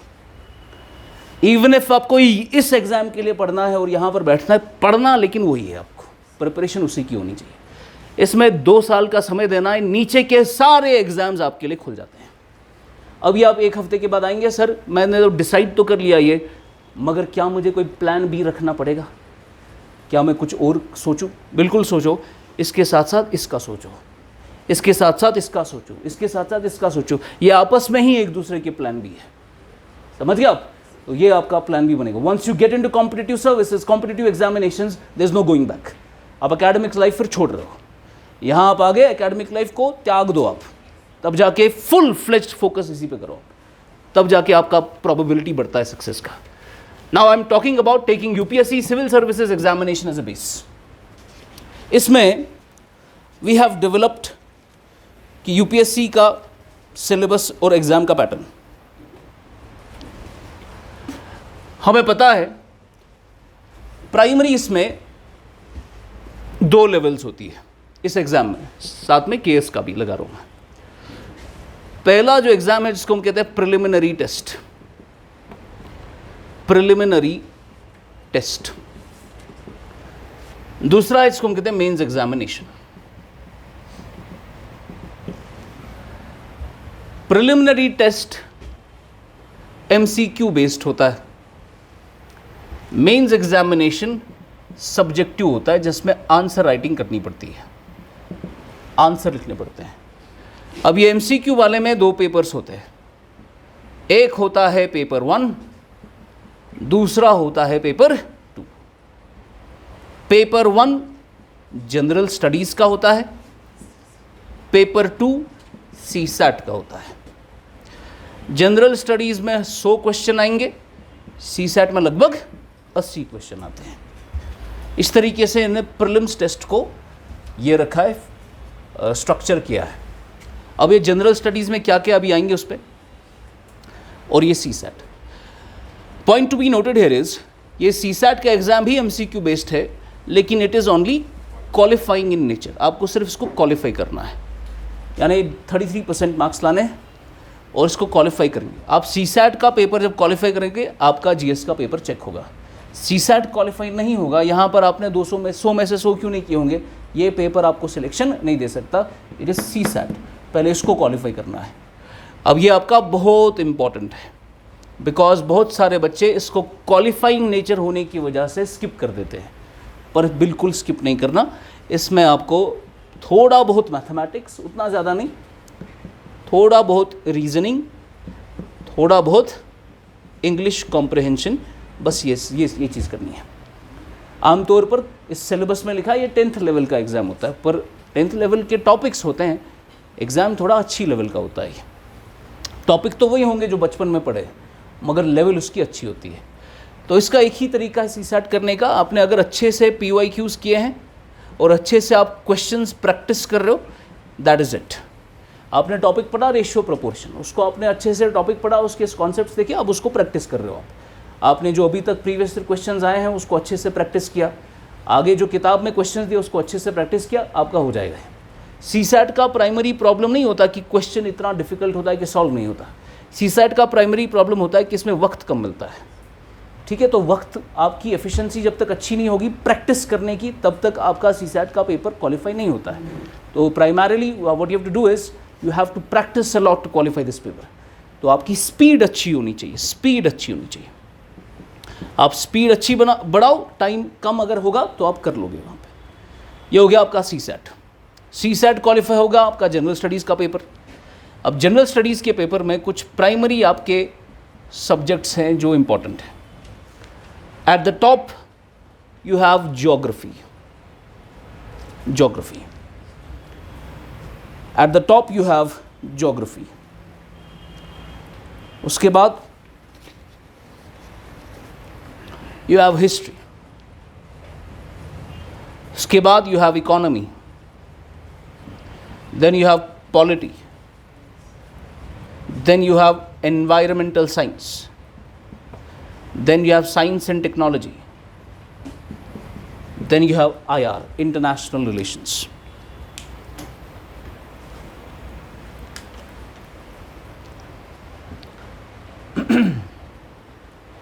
अब देखिए, ये सिलेबस में लिखा नहीं है, ये मैं आपको बता रहा हूँ प्रीवियस ईयर क्वेश्चंस का एनालिसिस करके कि पिछले सालों में इन सब्जेक्ट से सवाल आते हैं।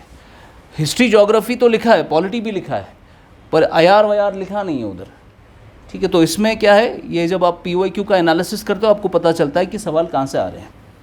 आमतौर पर पिछले साल तक जो मैं कॉन्सेप्ट क्लासेस करता था उसमें मैं ज्योग्राफी सबसे लास्ट पे लिखता था, बिकॉज ज्योग्राफी में प्रीलिम्स में ज़्यादा क्वेश्चन नहीं आते थे। इस साल के एग्ज़ाम में ज्योग्राफी ने यहाँ से छलांग मारकर वो टॉप पर पहुँचा है। इसमें ज्योग्राफी में ज़्यादातर 4 से 5 सवाल आते थे, इस साल ज्योग्राफी में 22 सवाल आए। सो काफ़ी बड़ा कंपोनेंट बन गया अब आपके लिए। तो इसको मैंने जिस सीक्वेंस में लिखा है वो सीक्वेंस है इसकी इम्पोर्टेंस की, कि सवाल सबसे ज़्यादा कहाँ से, सवाल सबसे ज़्यादा geography, history, economy, polity, environment, science and tech, IR। समझ आ रहा है? और हर सब्जेक्ट का करंट अफेयर उसी के अंदर डाल रहा हूँ मैं। तो इकोनॉमी का करंट अफेयर इकोनॉमी के अंदर, मैंने करंट अफेयर को अलग से कोई कंपोनेंट नहीं बनाया, मैंने उसको अपने अपने सब्जेक्ट में ही डाल दिया। ये जो क्रम है इसका, ये करंट अफेयर इंक्लूडेड है। तो करंट के जो टॉपिक्स है, पॉलिटी का करंट पॉलिटी के अंदर, एनवायरनमेंट का करंट एनवायरनमेंट के अंदर, इस तरीके से आपका चलेगा। नाउ सी, इन सारे सब्जेक्ट्स में अब आपको पता चल गया प्रीलिम्स के लिए मुझे ये सारे सब्जेक्ट्स पढ़ने हैं। अब आप डायरेक्टली इसको शुरू नहीं करोगे। प्रीलिम्स को आपको पता है किस हिसाब से पढ़ना है, MCQ बेस्ड के हिसाब से। तो आप जब पढ़ने बैठोगे आप MCQ दिमाग रखकर आगे बढ़ोगे, पर ऐसा करना नहीं है। वाई? बिकॉज ये सारे सब्जेक्ट रिपीट होते हैं कहाँ, मेंस एग्जामिनेशन में। और प्रीलिम्स और मेंस की स्टडी अलग से नहीं होती है, इसको इंटीग्रेटेड वे में पढ़ना पड़ता है। तो इसीलिए आपने प्रीलिम्स का सिलेबस मैंने आपके लिए दिया, इसमें सिर्फ सीसैट वो पोर्शन है जो आपको MCQ के हिसाब से पढ़ना है। बचा है आपका जनरल स्टडीज़, इसको MCQ के हिसाब से नहीं पढ़ना है, इसको इंटीग्रेटेड वे में पढ़ना है, जहाँ पर का प्रीलिम्स और मेंस दोनों कवर हो जाए। अब ये सब्जेक्ट्स यहाँ पर रिपीट कैसे होते हैं? मेंस में प्राइमरी आपकी 4 चीज़ें होती हैं।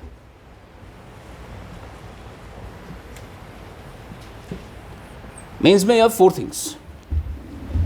Eight the top you have essay. पहला है आपका एसे. 2 एसे लिखने होते हैं छोटे छोटे, तो essay writing is important. Second you have language papers. Language papers, इसमें 2 लैंग्वेज पेपर्स होते हैं. एक लैंग्वेज पेपर होता है इंग्लिश का टेस्ट. एक लैंग्वेज पेपर होता है रीजनल, कोई रीजनल लैंग्वेज. बेसिक लेवल होता है. लाइक आज तक किसी ने भी इसके लिए अलग से नहीं पढ़ा है. लैंग्वेज पेपर के लिए you just go and see some previous year 3-4 साल के पेपर, उसको थोड़ा अटेम्प्ट करके आराम से, उसके लिए अलग से स्टडी नहीं होती है. रीजनल लैंग्वेज कोई भी आप उठा सकते हो. आपको उर्दू उठाना है, उर्दू में एग्जाम देना है. बेसिक से आपको 25% लाने मार्क्स, उतना कुछ तूफान नहीं लाना है. यहाँ पर it's not a major issue. तो don't worry about this, but worry about this, ये वाला आपको थोड़ा दिमाग में रखना है. Then you have compulsory papers. Compulsory papers जिसमें यू हैव GS1 पहला पेपर, GS2 दूसरा पेपर, GS3 तीसरा पेपर, GS4 चौथा paper. 4 paper.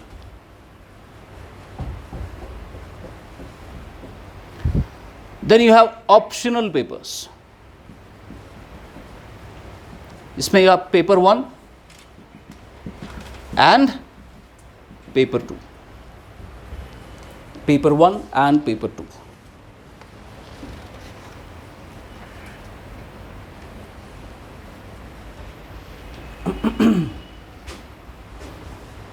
Now see,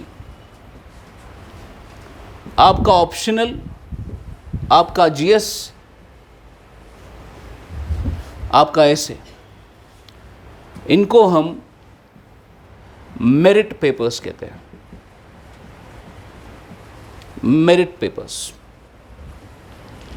merit paper यानी इनके बेसिस पर आपको मेरिट मिलता है. आपको जो मार्क्स मिलेंगे वो ऐड हो जाएंगे. इसके मार्क्स ऐड नहीं होते. इसमें आपने 100% भी क्यों ना लाया हो, वो किसी काम का नहीं हो. तो इसको बेसिकली ऊपर से पढ़ना है. ये क्वालिफाइंग नेचर का होता है. ये है असल चीज़. तो अगर उनका हिसाब देखा जाए, इन 2 को काट कर, ऐसे का एक पेपर, उसकी एक पेपर में 2 ऐसे लिखने होते हैं.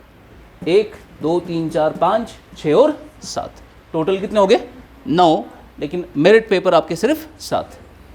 इस 7 पेपर्स में से जो आपको अच्छे तरीके से सिलेक्शन देता है, primarily it is essay, it is ethics, it is optional 1, optional 2. ये एथिक्स क्या होता है? Ethics is GS4. इसको हम एथिक्स कहते हैं. पेपर का नाम है एथिक्स. मैंने क्यों लिखा ऐसे एथिक्स ऑप्शनल 1, 2? इसको हम कहते हैं E2O2 फॉर्मूला. E2O2 फॉर्मूला आपको अच्छा स्कोर देता है.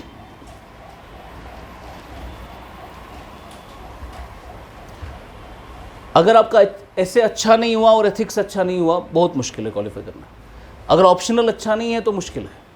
बिकॉज आपको लगेगा ऐसे GS4 और पेपर 2, ऑप्शनल के 2 पेपर, मैंने इन 3 को ही क्यों सिलेक्ट किया, मैंने इन 3 को क्यों रिजेक्ट किया, या मैंने यहाँ पर इनको क्यों मेंशन नहीं किया? बिकॉज यहाँ पर बहुत हाई स्कोर लाना पॉसिबल नहीं है. It's not possible. आप एक अच्छे कैंडिडेट हो, आपको उतना ही स्कोर मिलेगा जितना ही दूसरा बंदा लेकर आता है. उसमें आप ड्रास्टिक इंप्रूवमेंट नहीं कर सकते हो कि मैंने 50 मार्क्स ज़्यादा लेकर आया मैं दूसरे बंदे से. वो मुश्किल है. लेकिन यहाँ पर पॉसिबल है. यहाँ पर 30-30, 40-40, 50-50 मार्क्स का डिफरेंस आता है बच्चों के बीच में. यहाँ पर पॉसिबल है. एक बच्चे को 80 मार्क्स आए, दूसरे बच्चे को 140 आए. यहाँ पर बहुत पॉसिबल है. तो यहाँ पर आप अच्छा स्कोर, बड़ा स्कोर और यहाँ पर बड़ा स्कोर कर सकते हो. यहाँ पर मीडियोकर स्कोर आता है सबको, कोई तूफान का डिफरेंस नहीं आता इधर. ठीक है. नाउ ये मेंस का थोड़ा फॉर्मूला है. ये आपके हाई रिटर्न ऑन इन्वेस्टमेंट वाले एरियाज़ हैं, इन पर ज़्यादा अच्छे से फोकस करना है।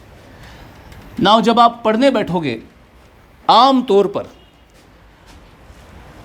बच्चा सबसे पहले क्या करेगा, वो देखेगा कि भाई इन जनरल स्टडीज़ में ऐसे तो ठीक है पढ़ लिया, लैंग्वेज के 2 पेपर भी ठीक है, ऑप्शनल मैंने चुना नहीं अभी, एंथ्रोपोलॉजी लेना है, ज्योग्राफी लेना है, पीएसआईआर लेना है, जो लेना है वो बाद में देखेंगे, तो ऑप्शनल भी काट दो।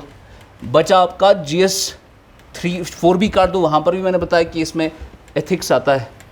प्राइमरी अब आपके GS के 3 paper, GS1, GS2, GS3, GS1, GS2, GS3। Now see, GS1 में इन्होंने सिलेबस में क्या लिखा है, यहाँ पर है आपका art and culture, history, geography, society.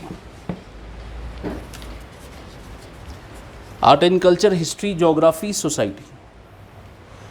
उसके बाद है आपका GS2 governance, polity, social justice and international relations. GS3 economy, science and technology, security, agriculture, disaster management,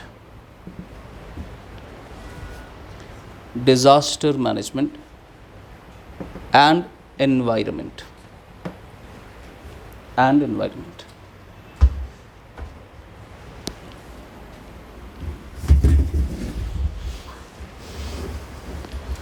आपको लग रहा है कोई सब्जेक्ट प्रीलिम्स और मेंस में रिपीट हो रहा है? कौन कौन सा? Geography, history, art and culture लगभग एक ही में पढ़ा जाता है, polity, IR, economy, science and tech, environment. जो मैंने छोड़े वो प्योर मेंस के टॉपिक है, ठीक है, यानी उसमें सिर्फ क्या लिखना है? आंसर।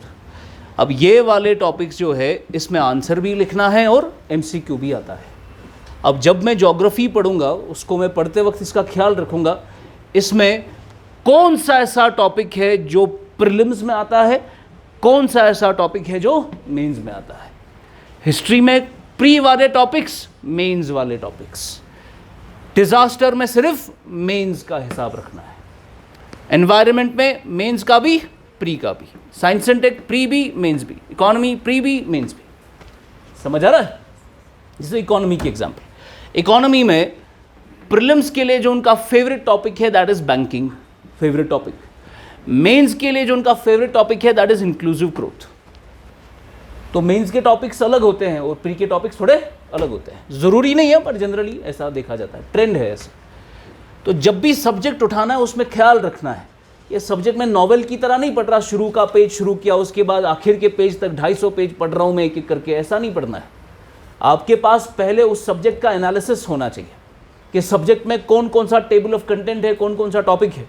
उस टॉपिक में पहले ही शुरू करने से पहले ही आपको रखना है ये प्री का टॉपिक है, मेंस का टॉपिक है, इसमें प्री में सवाल है, इसमें मेंस में सवाल है, उसमें PYQ एनालिसिस करना है, किसी टीचर से सुनना है। Then you have to start reading. उसके बाद आप पहला पेज उठाओगे, वो टॉपिक पढ़ोगे और आपको पहले पता होगा इसमें मुझे मेंस का ख्याल रखना है या नहीं रखना है। इसीलिए मैंने कहा हर इस सब्जेक्ट की इंटीग्रेटेड स्टडी होती है। आप पहले MCQ का हिसाब लगाओगे, फिर एक किताब खत्म करोगे NCERT, फिर से यहाँ पर पढ़ोगे, बोलोगे मैं तो MCQ के हिसाब से पढ़ा था, यहाँ तो फिर से मेंस के हिसाब से पढ़ना है। उस पर डुप्लीकेशन ऑफ एफर्ट हो जाता है। एक सब्जेक्ट उठाना है, उसी सब्जेक्ट में शुरुआत में ही डिसाइड करना है प्री का और मेंस का हिसाब रखना है इसमें। समझ आ रहा? अब इस तरीके से आपने अब जब पढ़ना शुरू करना है then it's very important for you to make your notes. आपको इन सारे सब्जेक्ट्स के नोट्स होने चाहिए, अपने खुद के नोट्स, आपके खुद के नोट्स। नाउ सी, आपके जो खुद के नोट्स होंगे वो ये नहीं है जो क्लास में डिक्टेशन होता है या जो हम PDF शेयर करते हैं। हम जो आपको यहाँ लिखाएंगे वो PDF शेयर कराएंगे, वो हमारे नोट्स है, वो आपके नोट्स नहीं हैं, वो हम आपको अपने नोट्स दे रहे हैं। आपने तो खुद के नोट्स अभी बनाया ही नहीं। तो आपको क्या करना है, हमारे नोट्स का बेस बनाकर और किताब जो बताई जाएगी उससे वैल्यू एडिशन करके प्री मेंस के हिसाब से उन्हीं नोट्स में एडिशन करना है, उसमें एमसीक्यू डालना है, उसमें पीवाईक्यू डालना है।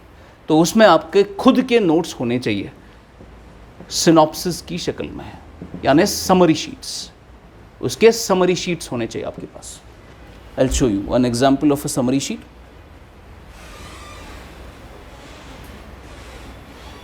See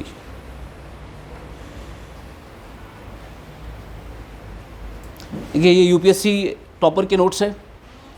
this is an example of a summary sheet, synopsis. जो हम आपको लिखाएंगे वो तो ठीक है, बट आपको फिर उनको इस तरीके से सिनॉप्सिस बनाना है। वो उसमें बताते हैं हम कि क्या क्या उसमें करना है, बट ये आपके नोट्स बनेंगे फिर। तो A4 शीट्स में उसको 3 हिस्सों में डिवाइड करके we make our own notes. ये नोट्स आपको फॉर एग्जांपल क्लास में डिक्टेशन हुआ, आपको 200 पेजेस लिखाए गए और आपको PDF दिया 100 पेजेस का। अब टोटल कितना हो गया, 300 पेजेस का आपका IR का ही अकेला है। अब IR में 300 पेज रिवाइज कौन करेगा एग्जाम के टाइम, तो पॉसिबल नहीं है। तो आपने इन 300 पेजेस को कट शॉर्ट करके सिनॉप्सिस करके 40 से 50 पेजेस में लेकर आना है। सिनॉप्सिस, छोटे छोटे कीवर्ड्स, ताकि आप रिवाइज कर सको उसको एग्जाम के टाइम। तो हर एक के अपने अपने नोट्स होते हैं, वो आपको दिखाया जाएगा उस वक्त। Basically this is the crux of today's lecture. I hope कि आपको एग्जाम का पैटर्न समझ आ गया हो गया, प्री मेंस वगैरह क्या सिस्टम है इसका। मेंस में फिर एक और लेवल आता है बाद में, दैट इज पर्सनालिटी टेस्ट। वो मेंस का हिस्सा है, also known as interview. Interview में प्राइमरी होता है कि आपको 275 मार्क्स का पर्सनालिटी टेस्ट देना है, अपनी पर्सनालिटी दिखानी है, नॉलेज नहीं, पर्सनालिटी दिखानी है। नॉलेज यहाँ पर देख चुके हैं, यहाँ पर भी देख चुके हैं, अब पर्सनालिटी दिखाने का टाइम होता है। और पर्सनालिटी अगर आपकी कमज़ोर है वो दिख जाती है, और अगर स्ट्रांग है वो भी दिखेगी। तो आपके अंदर जो अच्छे अच्छे वर्च्यूज़ है वो उसको उजागर करना है, उसको थोड़ा और विकसित करना है, इवॉल्व करना है। और जो गंदी क्वालिटीज़ है उसको धीरे धीरे एलिमिनेट करना है। जैसे for example you are a procrastinator, आप कंटिन्यूसली प्रोक्रास्टिनेट करते रहते हो, चीज़ों को डिले करते रहते हो, it's a weakness, have to work on your weakness. ठीक है। ऐसे ही फॉर एग्जांपल आप सेंसिटिव हो, आप वायलेंस देखकर आप घबरा जाते हो, सेंसिटिविटी है आप में, झगड़ा हो गया आप घबरा जाते हो। तो सिविल सर्वेंट्स के लिए ये प्रॉब्लम है, ये अच्छी पर्सनालिटी नहीं है, इतना सेंसिटिव, ओवर सेंसिटिव होना। आप ओवर इमोशनल हो, थोड़ा सा ज़ोर से बात कर ली, आंसू आ गए, it's not happen. Officer is not like that, उसको कल को गालियाँ भी सुननी है लोगों की, खासकर पब्लिक डीलिंग में। तो ये सारी चीज़ें हैं पर्सनैलिटी की जो धीरे धीरे डेवलप करनी है। अभी आपने इतना मेहनत किया स्मार्ट सिटी पर, गवर्नमेंट ने तगड़े तरीके से मेहनत की, चाहे G20 के लिए क्या, किसके लिए किया, लेकिन मेहनत किया। और आपको लग रहा होगा कि स्मार्ट सिटी बना नहीं, ये जो है सड़कें तंग हो गई, ये क्या कर दिया इन्होंने, जैसे आपको लग रहा है कि आपके पास दिमाग है पर गवर्नमेंट के पास दिमाग नहीं है। तो स्मार्ट सिटी का जो है, जो आपके CEO है, वो मुझे लगता है बाहर यूरोप गए थे इसके बारे में पढ़ने के लिए कि क्या सिस्टम करना है इसका। उसके बाद उनने डिसाइड किया कि हमें सड़कें कम करनी पड़ेंगी, बिकॉज़ अगर आपने सड़कें बढ़ाई, आप आज का ट्रैफिक तो हैंडल कर सकते हो, 5 साल के बाद इतना ट्रैफिक फिर से हो जाएगा कि आपको और सड़कें बढ़ानी पड़ेंगी, फिर और सड़कें बढ़ानी पड़ेंगी। इसका कोई एंड नहीं है, ये तरीका ही नहीं है। फिर तो आपको पूरा मैसूमा उठाना पड़ेगा उधर से, that's not going to happen. इसीलिए सड़कें वाइडन करने से बेहतर है सड़कें तंग करो। लोग गाड़ियों से तंग होकर गाड़ियाँ ही छोड़ देंगे, वो पैदल चलना शुरू कर देंगे। और उसके लिए पब्लिक ट्रांसपोर्टेशन सिस्टम तगड़ा होना चाहिए। वो एक गलती है गवर्नमेंट का, जहाँ पर पब्लिक ट्रांसपोर्टेशन उतना स्मार्ट नहीं है हमारा, लेकिन सड़कें स्मार्ट बनाई। अब इतना ज़्यादा मेहनत करके बाहर से पढ़कर उनने प्लान बनाया, सड़कें कम की और वो किया, ये किया, सब कुछ किया, फिर जाके उसको गाली पड़ी, इन्हें क्या किया ये। हम जैसे लोग जैसे गालियाँ देते हैं, अब ये चीज़ है, आपको कल को गालियाँ भी सुननी है, तो उसके लिए तैयार रहना, तगड़ी पर्सनालिटी होनी चाहिए। वो दिख जाती है, वो थोड़ी सी बात में ही दिख जाती है। तो ये है पूरा स्ट्रक्चर एग्ज़ाम का। मैंने आज ओवरव्यू दिया आपको, कल मैं स्पेसिफिक इसमें जाऊँगा अंदर, and tomorrow will start talking about questions. ठीक है ना। इन सारे सब्जेक्ट्स में आपका इंपॉर्टेंट एरियाज़ कौन से हैं, और आंसर राइटिंग कैसे करते हैं, नोट मेकिंग कैसे करते हैं, सिनॉप्सिस जो मैंने बताया आपको ये बनाने कैसे हैं, किताबें कैसे पढ़नी है, कौन कौन सी किताब आपके लिए इंपॉर्टेंट है। तो ये कल हमारा कॉन्सेप्ट क्लास खत्म होगा, और इंशाल्लाह 16 अगस्त से we are starting our new cycle 2025 के लिए। Alright, thank you. आपको PDF शेयर हो गया होगा, घर पे पढ़ लेना।